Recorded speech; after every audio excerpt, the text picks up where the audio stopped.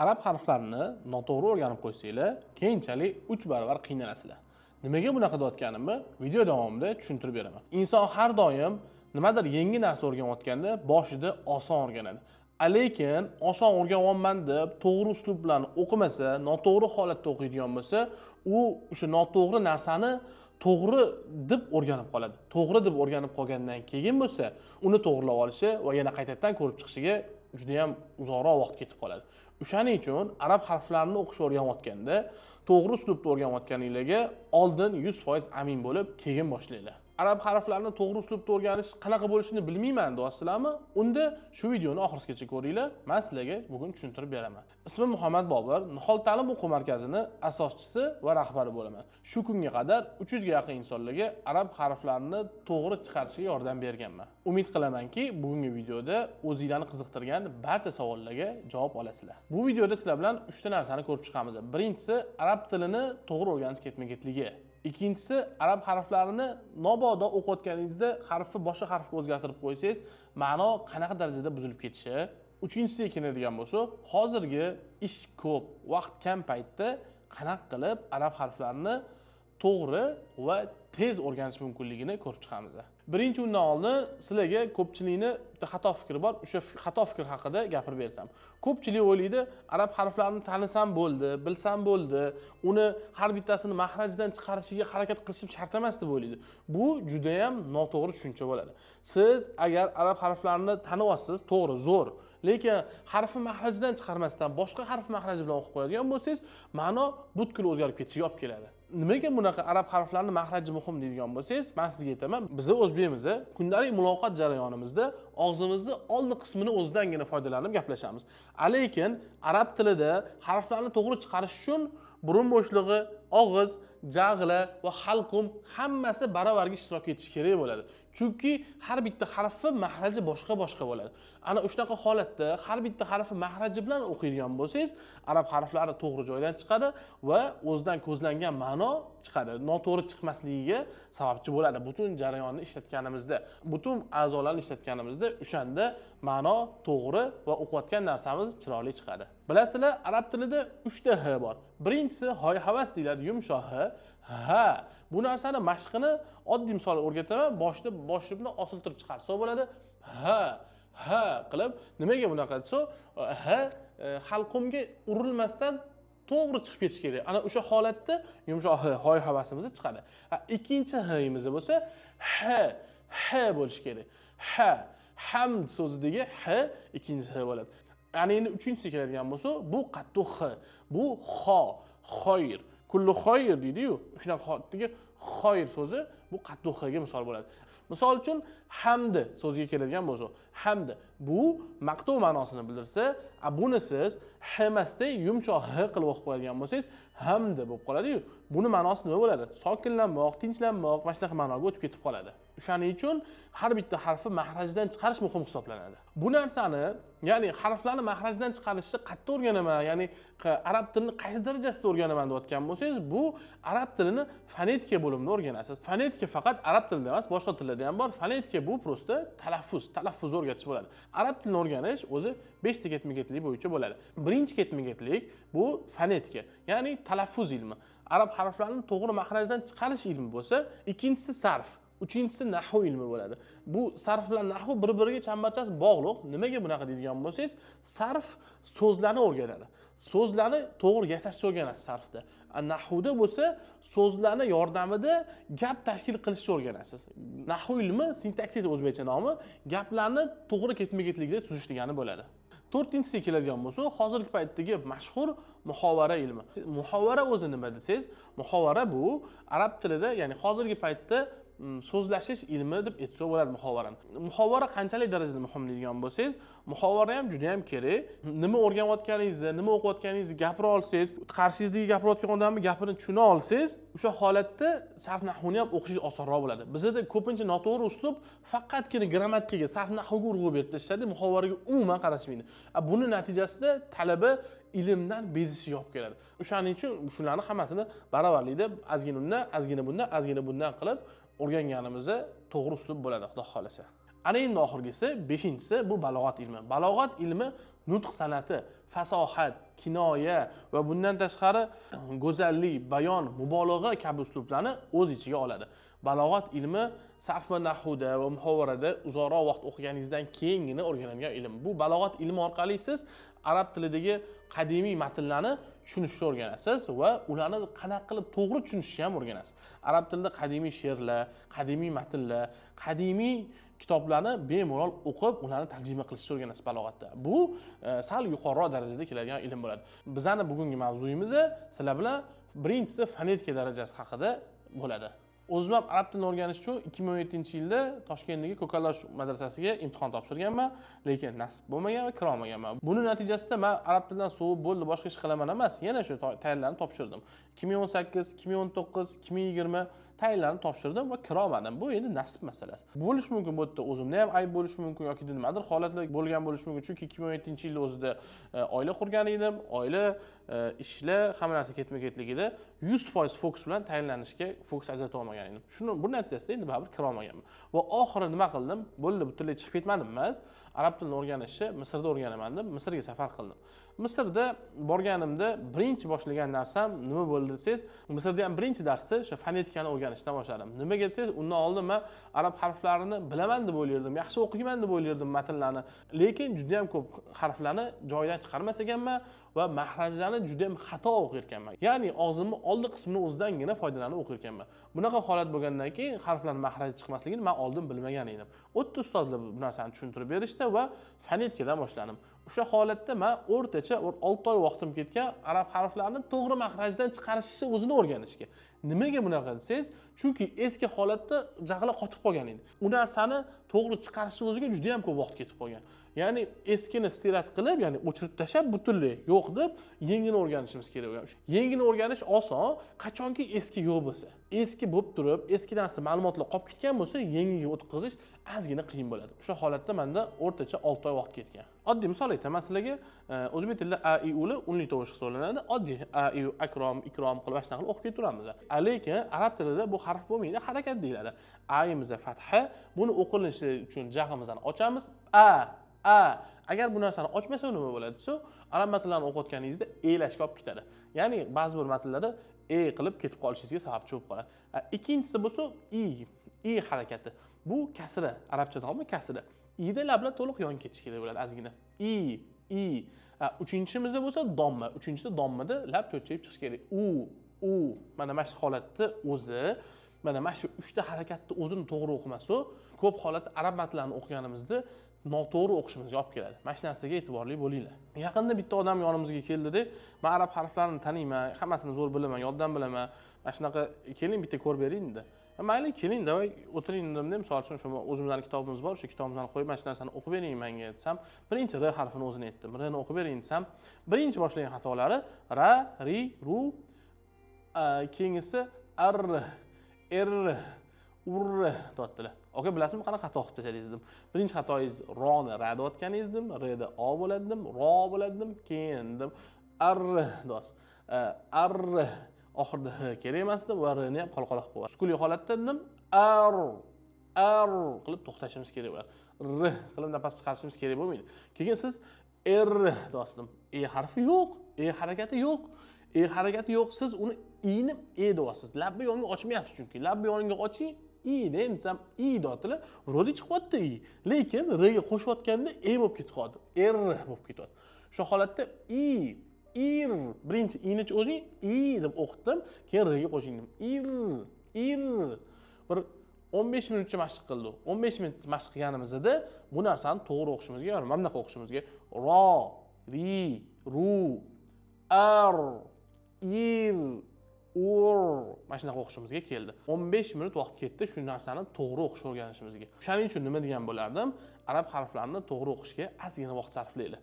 Xudo xolasa hammasi yaxshi bo'ladi.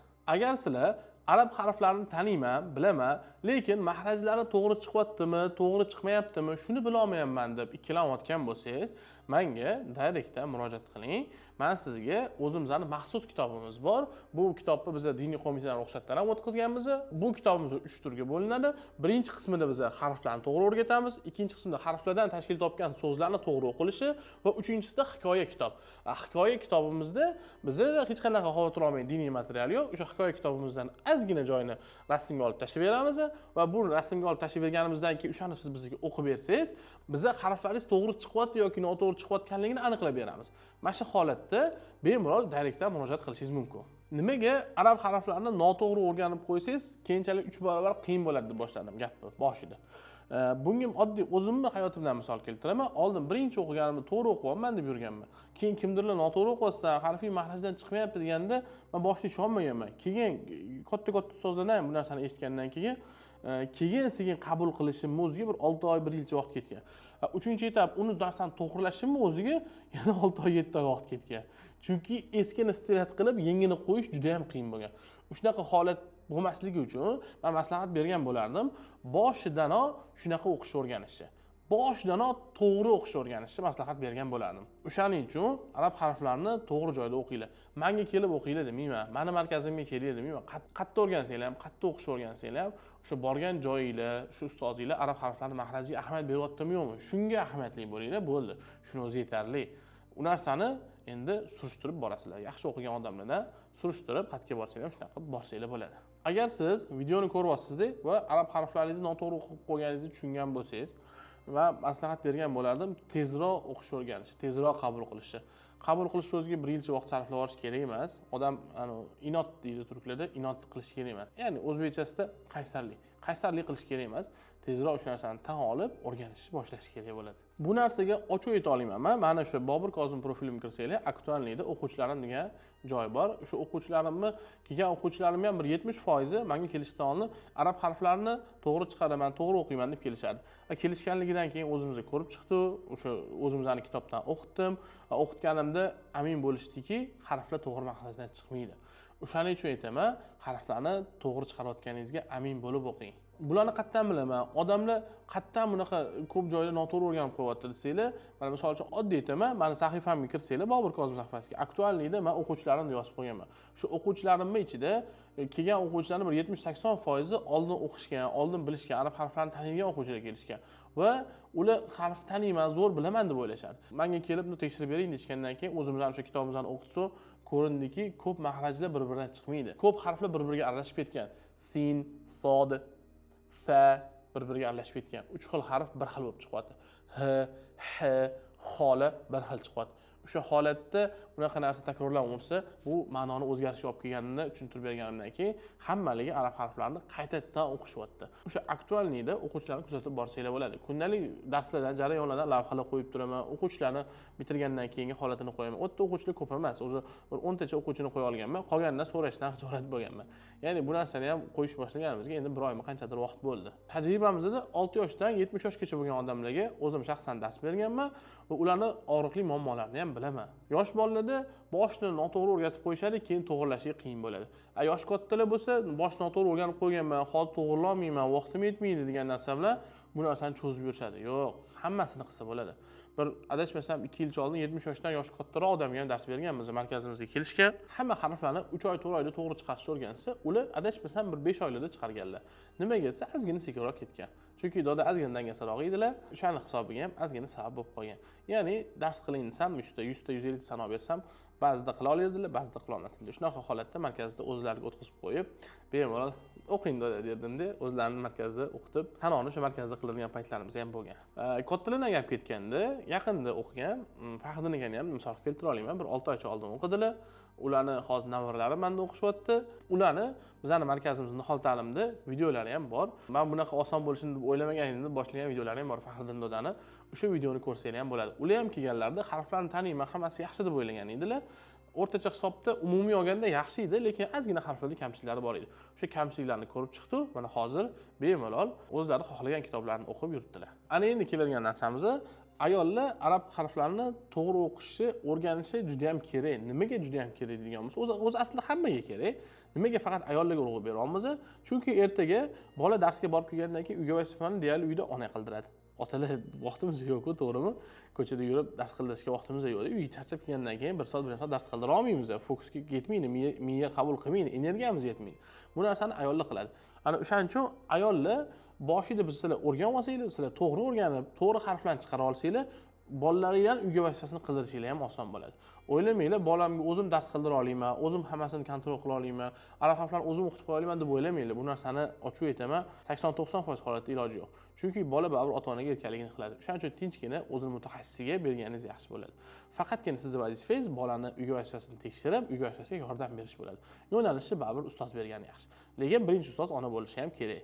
Uning uchun ona o'zi bilishi ham kerak. O'zi bilmasa noto'g'ri o'qiydi. Endi hurmatli ayollar, sizlarga ikkita savolim bor. Birinchisi, haftasiga 3 marta o'qishga kela olmaysizlar, to'g'rimi? Keyin o'zingizlar o'rganayotgan bo'lsanglar, uyga vazifani to'g'ri qilmanmi, noto'g'ri qilmanmi degan savol bo'ladi, to'g'ri? Mana shu savollar bo'lsa sizlarda, men sizlarga o'zimizning Nihol ta'lim o'quv markazimizni tavsiya qilib qo'ygan bo'lardim. Xo'p, nimaga sizlarga qo'rqmasdan tavsiya qilyapman?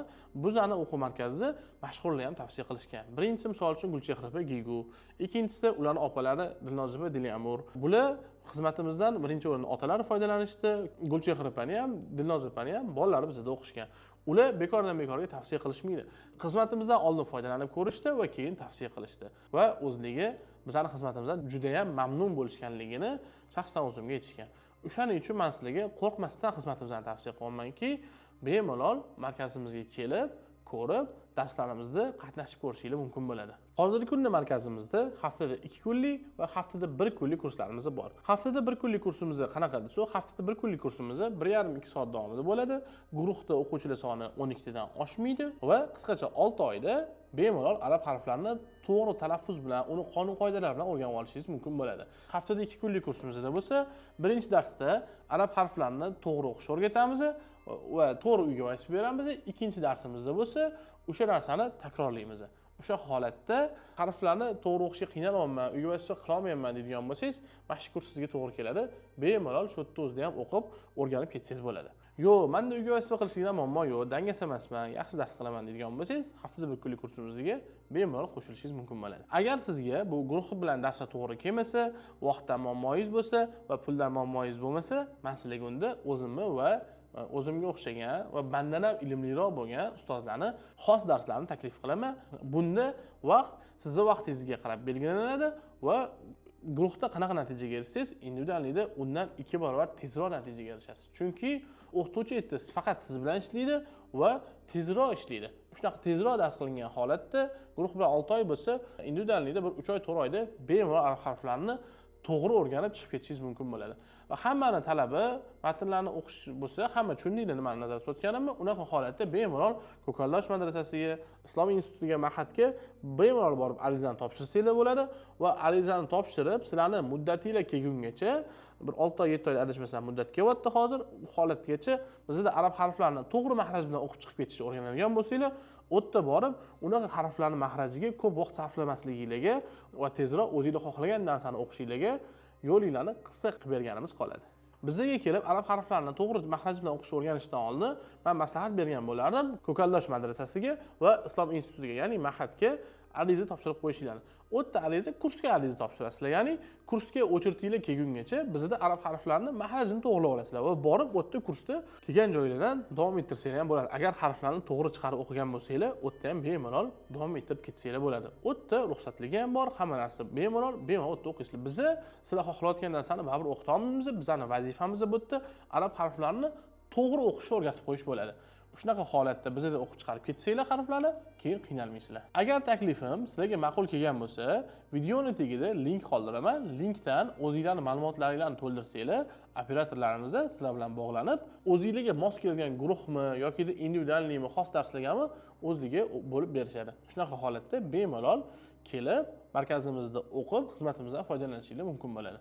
Agar videoni shu joygacha ko'rgan bo'lsangiz, link qoldirayotgan bo'lsangiz, men sizga shu videoni sabr bilan shu joygacha ko'rganingiz uchun 10% chegirma beraman. 10% chegirma kichkina eshitilishi mumkin, lekin bu yaxshigina chegirma hisoblanadi. Videoni ko'rganingizda operatorlarimizga, call centerga aytadigan bo'lsangiz, sizga 10% chegirma berishadi. 10% chegirmamiz mana shu videoni ko'rgan odamlargagina ishlaydi. Narxlarni aytib ketadigan bo'lsanglar, haftada 1 kunlik kursimiz 390 ming so'm, haftada 2 kunlik kursimiz 690 ming so'm, individualniy kursimiz ham haftada 2 kun bo'ladi va uni narxi 2,5 million so'mni tashkil qiladi. Shu videoni oxirigacha ko'rganingiz uchun men sizga hammasidan 10% chegirmani beraman. Keyingi foydali videolarni o'tkazib olmaslik uchun blogimizga obuna bo'lib qo'ying va bu videoni o'zingizni tanishlaringizgami, o'rtoqlaringizgami, ota-onangizgami tashab qo'ying, balki ular arab harflarini to'g'ri o'rgatadigan joyi qidirib yurgan bo'lishligi mumkin. Xayr, salomat bo'ling.